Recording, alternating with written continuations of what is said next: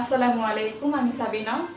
আমি আপনাদের মাঝে হাজির হলাম আমার জীবনের কিছু কিছু কাহিনী নিয়ে, যেগুলো থেকে আপনারাও কিছু শিখতে পারবেন, আর আমার লাইফে এমন কিছু কষ্ট যেগুলো আমিও বলে আপনাদেরকে হালকা হতে পারবো।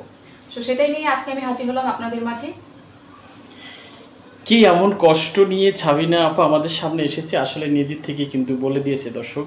আসলে সেই কষ্টের কথাগুলো আমরা শুনবো তার কাছ থেকে। ছাবিনা, আপনার নামটা যেহেতু প্রথমেই বলে দিয়েছেন, আর জিজ্ঞেস করার দরকার নেই। তো আপনার এমন কি ঘটনা আছে জীবনে যে কথাগুলো আসলে বলতে চাচ্ছেন, একটু বলেন। কি করছেন বা কি করতে চাচ্ছেন এই বিষয়টা? আচ্ছা, আমি মূলত একজন স্টুডেন্ট, পাশাপাশি টিউশনি করি। তো দেখা যায় জীবনের একটা সময় জীবনসঙ্গী দরকার, যেটা এখন আমি পাইনি। তবে আমি চাই লাইফে একজন বিশ্বাসী, লয়াল, যে আমাকে সম্মান করবে, এমন একজন মানুষ। কিন্তু আশেপাশে আমাদের এই জেনারেশনে এমন একটা পর্যায়ে এসে পড়েছে যে ছেলেরা আসলে মেয়েদেরকে এক্স্যাক্টলি সম্মানটা করতে জানে না। তো যেই কারণে দেখা যায় অনেক মেয়ে পড়াশোনার পাশাপাশি অনেক কিছু করলেও দেখা যায় যে একটা সময় বিয়ের সময় হয়ে গেলেও তারা বিয়ে করতে পারে না। কারণ হয়তো বা এটা সমাজ বলে যে একটা মেয়ে বিয়ে করছে না, কেন করছে না, কিন্তু সমাজ তো দেখে না যে সে তার পছন্দের মতো লাইফ পার্টনার পাচ্ছে না। কারণ একটা মেয়ে যদি বিয়ের পর অসুখেই থাকে তাহলে সে বিয়ে কেন করলো? আসলে ওইরকম বিশ্বাসী মানুষ আমি এখানে পাইনি। এই জন্য এখন আমি আনম্যারিড আছি। তবে আমি চাই আমার লাইফে এমন কেউ আসুক যে আমাকে বিশ্বাস করবে, আমি তাকে বিশ্বাস করতে পারবো, আর সে অবশ্যই লয়াল হবে। বিশ্বাস কেন হচ্ছে না আসলে? মনটা কেন ভেঙে গেছে? অবশ্যই কেউ ভেঙে দিয়েছে। হ্যাঁ, দিয়েছে তো। সেই ভাগ্যবান ব্যক্তিকে এই সুন্দরী রেখে চলে যায়। আসলে সে মনে করতো যে আমি খুবই সুন্দরী, হয়তো বা সে আমি তাকে রেখে অন্য কাউকে ভালোবেসে বলবে, এই যে একটা ধারণা, ভুল ধারণা, সেটা নিয়েই সে আর কি আমার সাথে কথা বলতো না, আমাকে ইগনোর করতো। তো আমি ভাবলাম যে আমি এত কিছু করলাম তার জন্য, তাকে সময় দিলাম, আমার মানে আমি যেহেতু একটা স্টুডেন্ট, নিজের পড়াশোনার পাশাপাশি টিউশনি করা, এত কিছু করে তাকে সময়ও দিই, কিন্তু এই একটা সামান্য ব্যাপার নিয়ে সে আমাকে ইগনোর করলো। থাকলাম না আমি তার সাথে। আমি চাই আমাকে যাতে বিশ্বাস করুক, কারণ আমি সুন্দরী, এটা ডাজন্ট ম্যাটার। আল্লাহ বানিয়েছে প্রত্যেকটা মেয়েকেই তার সৌন্দর্য দিয়ে বানিয়েছে, হয়তো বা কেউ পারফেক্ট না। তবে ওই ছেলেটা, আমি বলবো যে সে যেখানে থাকুক ভালো থাকুক, তবে লাইফ ফিউচারে যদি তার এই চিন্তা ভাবনা থাকে যে তার ওয়াইফ বা তার গার্লফ্রেন্ড সুন্দরী, এই জন্য সে মানে ওই মেয়ে অন্য একটা ছেলেকে পেয়ে যাবে, এই জন্য সে তাকে ইগনোর করবে, ছেড়ে দিবে, যদি এমনই করতে থাকে দেখা যাবে সব সুন্দরী তার কাছে ফেল, আর দিন শেষে ওই কষ্ট থাকলো। আমরা আসলে যার কথাটা শুনছিলাম দর্শক, তিনি এমন কথা বলে, আসলে কথার কোনো উত্তরই পাই না খুঁজে, তারপরও উত্তর আসে ভিতর থেকে কিছু। তো আমরা আসলে আপনি আসলে একজন আনমেরিড মেয়ে, আপনি নিজেকে দাবি করছেন এবং ভালোবেসেছিলেন কাউকে হয়তো বা। আসলে শুরুটা করছিলেন কেমনি, একটু যদি বলেন। বন্ধুত্ব। বন্ধুত্ব? জি, বন্ধুত্ব। কে প্রস্তাব দিয়েছিল আগে? ওই দিয়েছিল ফেসবুকে কথাবার্তা আর কি। তো কথার এক পর্যায়ে আমরা বললাম যে ঠিক আছে চলো দেখা করি, কারণ প্রায় 1-2 মাস। তো দেখা করলাম, দেখা করার পর হ্যাঁ পছন্দ হলো। তবে যেহেতু আগে ফার্স্টে কথাবার্তা, সামনাসামনি দেখা, তারপর ঘোরাঘুরি, এই আর কি। তো বন্ধুত্ব হওয়ার পর প্রপোজ করলো। আমি বললাম আচ্ছা ঠিক আছে, সময় নেই। তারপর সময় নিলাম, নেওয়ার পর আমি ওকে অ্যাকসেপ্ট করলাম। তো করার পর ফার্স্টে তো খুবই ইন্টারেস্ট দেখালো আমার প্রতি। যখন সময় চাইতেছে, তার অবহেলা করতেছে, আমার প্রতি অবিশ্বাস, সন্দেহ, আসলে এই আর কি। তো এক পর্যায়ে সন্দেহ হতে হতে এমন একটা পর্যায়ে আসলো যে যেটা আমি করিনি, যে আমিও ভাবিনি যে আমি এটা করেছি, ও আমাকে সেই ব্লেমই দিচ্ছে। তো আমি ভাবলাম যে আমি তোমাকে এত বিশ্বাস করি, তুমি যা বলো তাই বিশ্বাস করি, আর আমি যেটা করিনি সেই ব্লেম দিয়ে তুমি আমাকে ছেড়ে চলে যেতে চাচ্ছ। ঠিক আছে চলে যাও, আমি তোমাকে আটকে রাখবো না, কারণ ধরে রেখে তার ভালোবাসা হয় না, ভালোবাসা তো মন থেকে আসে। কতদিন ছিল? 3 মাস। বাহ! 3 মাসে এত যাচাই কিভাবে করলেন? আসলে আত্মীয় থেকে আর কি, মানে আমার পরিচিত ফ্রেন্ড আর কি। তো ওই হিসেবে আর কি অনেক দিন থেকে জানা, তবে ওর সাথে কথা বলা, ঘোরা, ফ্রেন্ডশিপ, তারপর রিলেশন, সবকিছু মিলেই 3 মাস, তেমন একটা বেশি সময় না। 3 মাসে কি পেলেন, কি দিলেন?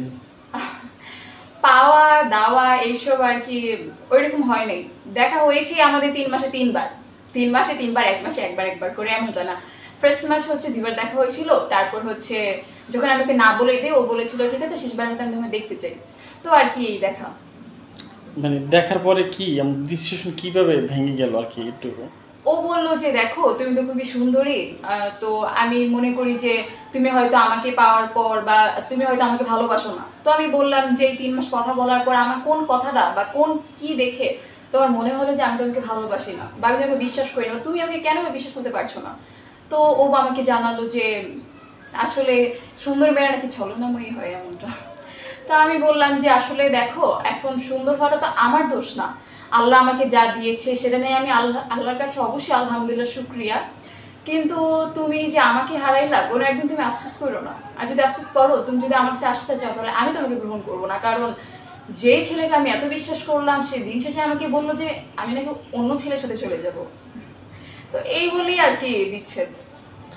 তারপর কি নতুন কেউ আসছে? মেসেজ তো অনেকেই করে ফেসবুকে, তবে ওইরকম আর কি বিশ্বাস যেহেতু একবার ভেঙেছে, ওইরকম বিশ্বাস আর আমার নেই। আর আমি এখন মনে করি যে আমি কোনো প্রেম করবো না, ডিরেক্ট বিয়ে করব। বিয়ের পর ভালোবাসা হবে, তারপর বিয়ের পর তো একটা ছেলে মেয়ের ইচ্ছা থাকে যে নিজের হাজবেন্ড বা ওয়াইফ দুজন একসাথে থাকবে, কারণ সংসার তো তাদের দুজনের। কে কি বললো, কে কি করলো, সেটা কোনো ব্যাপার না। তাই? জি। তো আসলে আপনার পরিকল্পনাটা কি, যে আসলে আপনি চাচ্ছেন যে একেবারেই নিজের মতন করে কাউকে পাওয়া?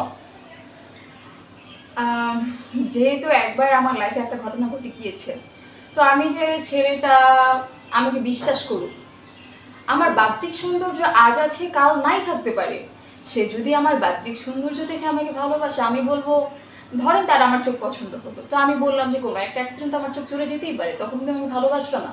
সে যদি বলে হ্যাঁ আমি ভালোবাসবো, আমি বলে ঠিক আছে দেখা যাবে।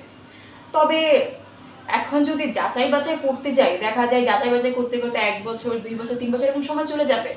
তবে আল্লাহর উপর ভরসা রেখে, তার উপর বিশ্বাস রেখে আমি তাকে বিয়ে করতে চাই। বিয়ের পর সে যদি খারাপও হয়, সে আমার ভালোবাসা, আমার কেয়ার সবকিছু দেখে আমি বিশ্বাস করি যে সেও আমাকে ভালোবাসবে, বিশ্বাস করবে, যত্নবান হবে আমার প্রতি, অবশ্যই লয়ালও হয়ে যাবে। অবশ্য সুন্দরী বউ হলে কথা তার। যদি এক প্রবাসী ভাই আপনাকে প্রস্তাব দেয় এখন এখন এই প্রোগ্রাম দেখে, তার উদ্দেশ্যে কি বলবেন? মেরিট পার্সনই ধরেন 45 এইজ। এখন কথা হচ্ছে ম্যারিড আনম্যারিড ডাজন্ট ম্যাটার, কারণ দুর্ঘটনা তো আর বলে কয়ে আসে না।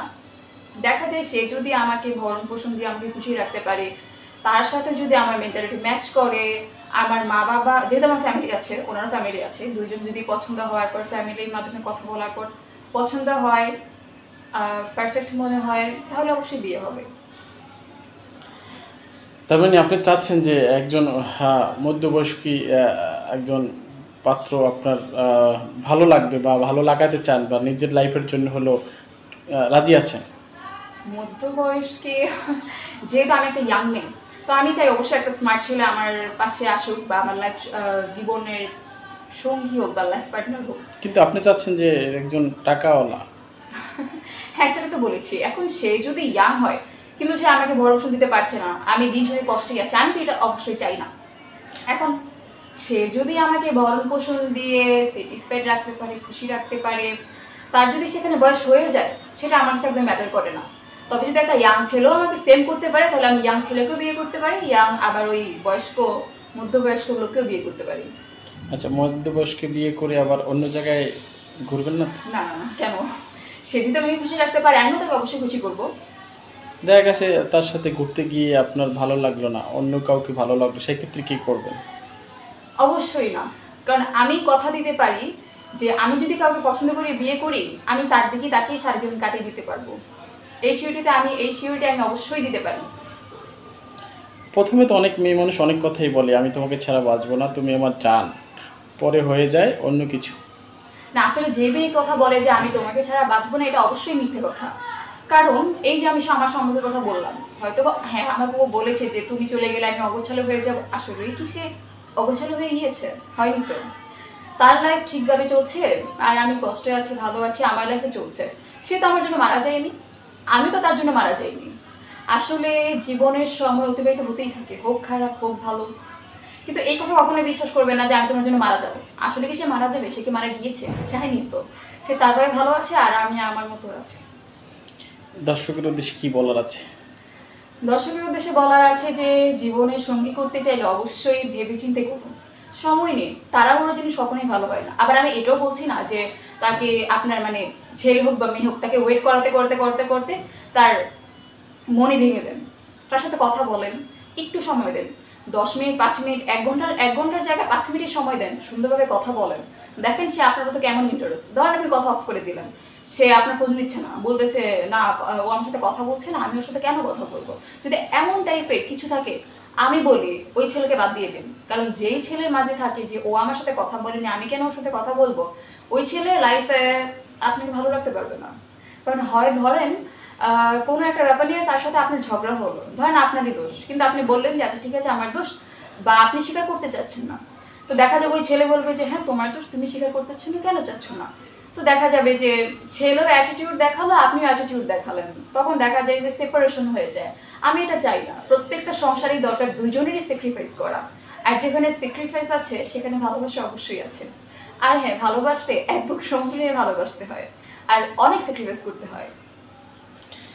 এক বুক সমুদ্র নিয়ে ভালোবাসতে হয়। আচ্ছা, আমরা চেষ্টা করব, যদি নাও থাকে কিনে নিব।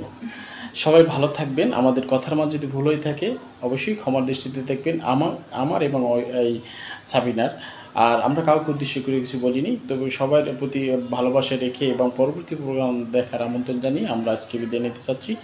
সবাই ভালো থাকবেন, সুস্থ থাকবেন। আল্লাহ হাফেজ। আসসালামু আলাইকুম।